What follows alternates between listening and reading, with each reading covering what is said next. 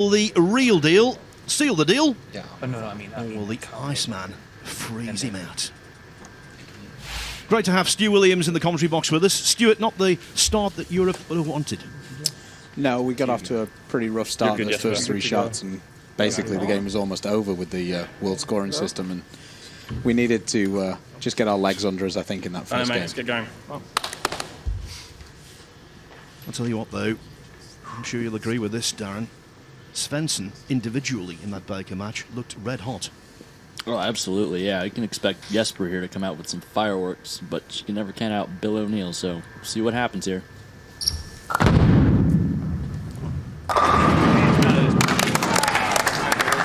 go, Bill. Great shot there by Jesper. I can't really see him doing anything else but that, so I think Bill's going to have to win a pretty good game. So Jesper anchored for you guys, Stu, yeah? Obviously had the best look on the team. Yeah, we, in the practice session yesterday, Jesper actually didn't particularly like this pattern when we practiced on it, but he was so much better than everybody else that we've really pushed all our chips in on Jesper this session, rather. I think that Jesper, once he gets comfortable and he sees that the 7-pin's not standing all the time, he just gets more and more confident, and then it's a really big challenge for the USA team to find a solution for it, because of course the lane isn't really changing on his side. Definitely agree there. How much of an advantage do you think that's going to play for you guys, with Jesper being the only lefty here? In the past, it's played a really big advantage. The last couple of years, the pin setting and the lane has been a bit strange for Jesper, and he started to get a bit down on himself when it didn't go well the first session, because he was so used to everything going his way. So we'll see. I feel like Jesper was really confident when we were practicing, and he's looked good so far. No misses yet. Perfect 3 for 3 so far for Jesper. Do yourself. Yes, he bowled in the 5th and 10th frames in the Baker match. Strikes there, and obviously opening up in this match with a strike as well. With the world scoring system, the Baker lineup isn't really that big of a deal, because usually you're trying to put together the guys who you think are going to strike, because you need doubles, you need strikes in a row, and of course with the single frame format it doesn't really lend itself to that. So I think maybe we need a rethink to get off to a stronger start next time.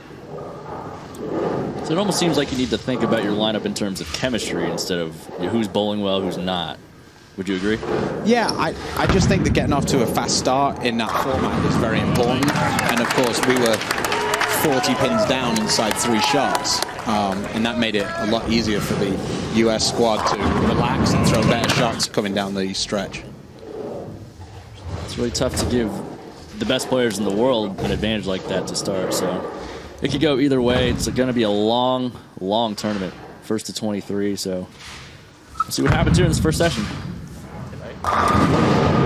Wait for it. Let's go. Well, that was disappointing from a European perspective. Yeah, but it's got to be a little reassuring that he had 2 results that were almost the same. How much of the lanes changed throughout that Baker game?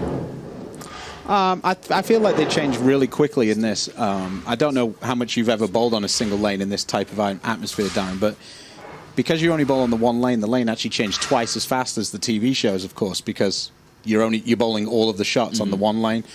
So the transition is usually a lot faster. And even for Jesper, he was seeing it with the practice. He isn't really a big fan of there being a lot of practice, because, of course, the urethane ball carries the oil down and can cause him more issues. He actually likes it. If they only had 1 shot each, Jesper would have been happy, I think.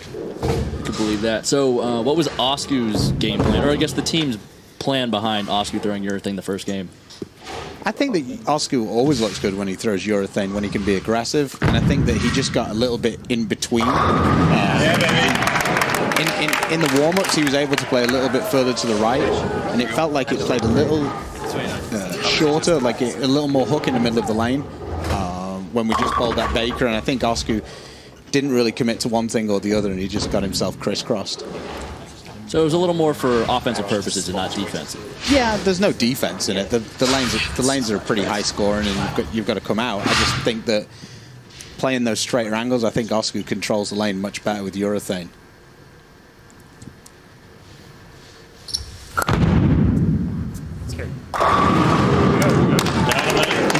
flicker of emotion for Jesper Svensson. He really is the Iceman. He says that he doesn't show much emotion, but inside he's really nervous. Well, he's disguising it well. Yeah, strikes have a way of calming the nerves.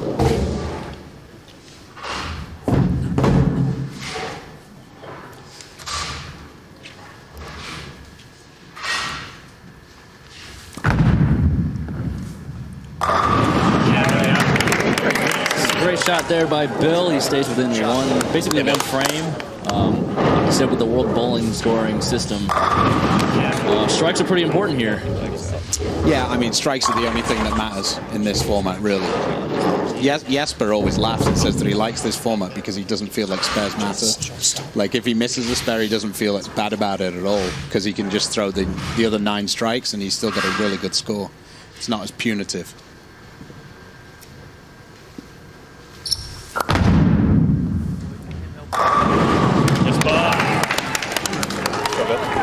Yes, we're still rolling. It looks like he's going to be pretty tough to beat right now, but like I said earlier, you can't count out Bill. He always stays close, and if you give him an opportunity, who knows what could happen. Yeah, that one break that Bill got on that 10 pin's actually the main thing that's keeping this close. Jesper would feel pretty comfortable about throwing 4 strikes out of 5 to finish the game.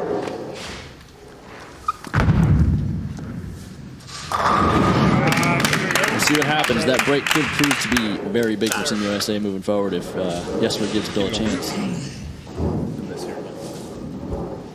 So I love all the terminology I'm learning in 10-pin bowling. 4 consecutive strikes, that's a ham bone, I believe. Yes, sir. So the next on the list is the 7 consecutive strikes, that's a ham turkey dinner. I've never heard that one. Yeah, first I'm hearing of that as well. Makes sense, I guess. Maybe it's just me being obsessed with food.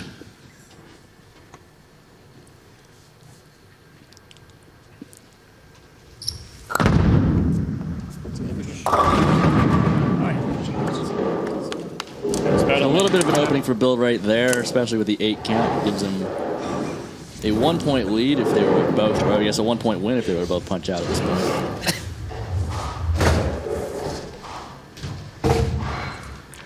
I think historically, Phil, the European team have always started slow in this first session, and that's why we tried to come out strong with Jesper and Dom pretty much dominating the session.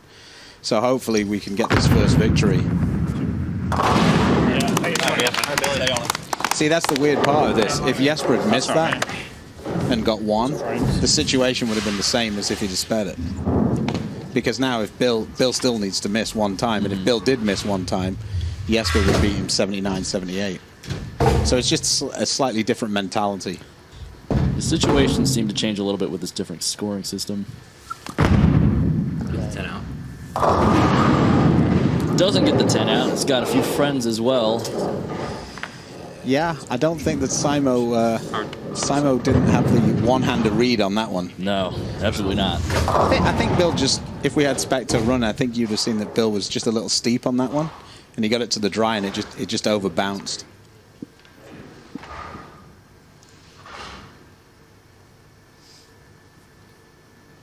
I like him to spare this. I could see it happening for sure. 4. Ooh. If he'd have spared it that way, my prediction wouldn't have been correct. but I would have looked good. Don't admit to it, Stu. Don't admit. He doesn't know about the pin. But again, Bill did a good thing by taking all the count. It didn't hurt him quite so much. Yeah, they're evening count now, so if it comes down to it. Deadwood, folks. That pin that came out, they're just waiting for that to be cleared. By the way, in the second match of last year's Weber Cup, Anthony Simonson beat Jesper Svensson 279 to 246. In the second match here, though, Svensson very much now in the driver's seat.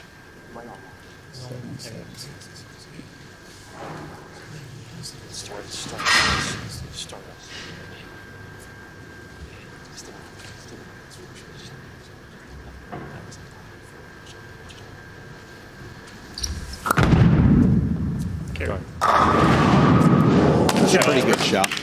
I feel like after the last shot went high, Jesper's moved a little bit further to the right. And just came in a little bit late.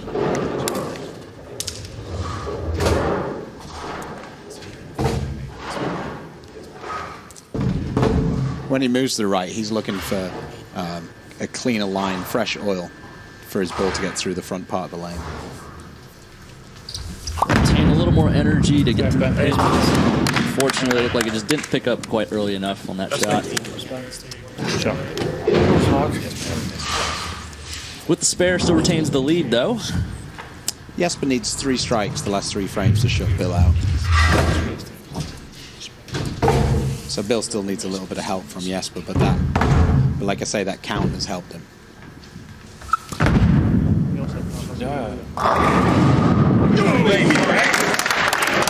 A nice break for Bill. Keeps him in the match. Keep doing your thing. Hi, Billy. Let's go, Boo.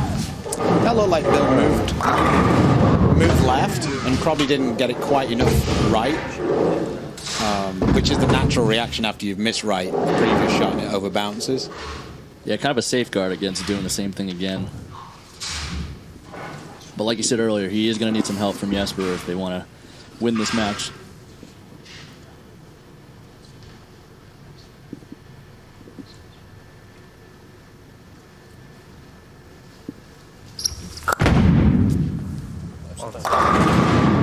Wow, I didn't see that one 6-pinning then. I thought that was a really good shot by Jesper.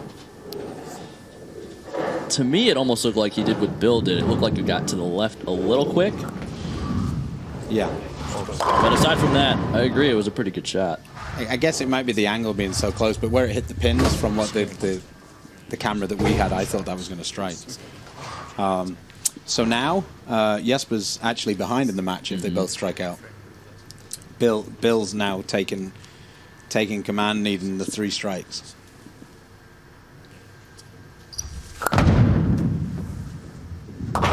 Billy, right here, Billy. Let's go. It's almost looking like this session it's going to come down to hits. Doesn't look like in the pocket's terribly difficult.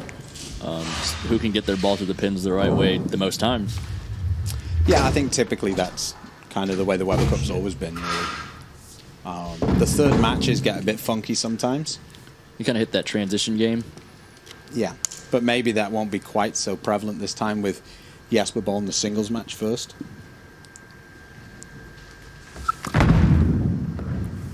That was a good shot. Great shot, Billy. Right there, Billy. The real deal coming through. And bear in mind, at halfway, Svensson was perfect. Now, he's second favourite. Just.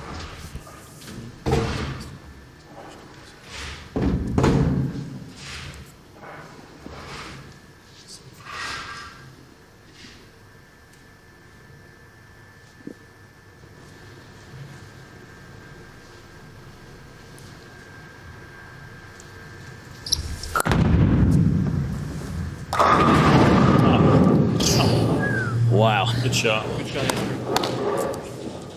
Yeah, Jesper's left a few of those over the years in the Weber Cup. More recently, the last couple of years. But, I mean, there's not really much you can say about that. That was a horrible break. Yeah, you've got to think that's the only thing stopping him when he throws shots that good.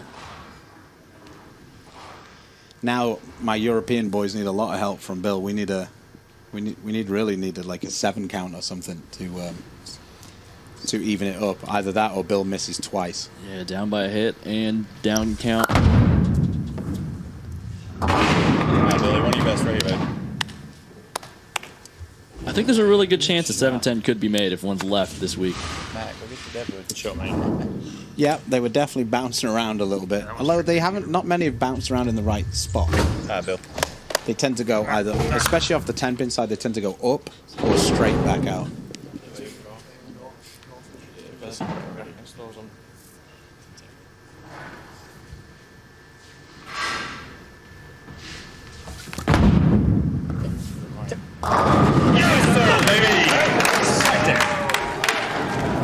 It's going to be a pretty commanding lead for Team USA here. It's in Bill's hands. All Jesper can do is put up a good one and hope that Bill opens.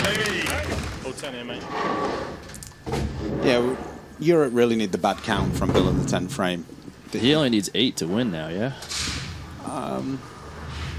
Oh no, No. he still needs a mark. He needs 8 spare to win. That's fair.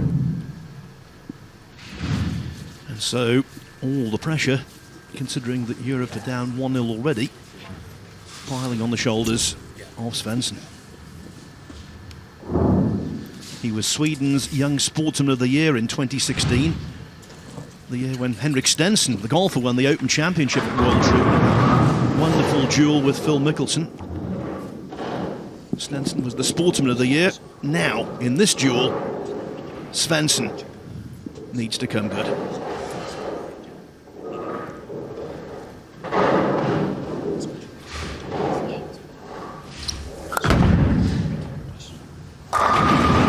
Bill, best one of the game right here, Bill. Well, that was a really good shot by Jesper. I feel like that was pretty much no different to his last shot. The 10-pin just cooperated this time. Yeah. Not a whole lot you could say there. It's about as good as it gets. Although sometimes I feel like when you only need like the 8 or the 9 spare, it almost makes this shot a little more difficult. So there it is. What a way to complete their second victory and gain their second point. A strike. Bill O'Neill. He comes from the great fighting city of Philadelphia, and that was a fight back. What a performance. The real deal delivers.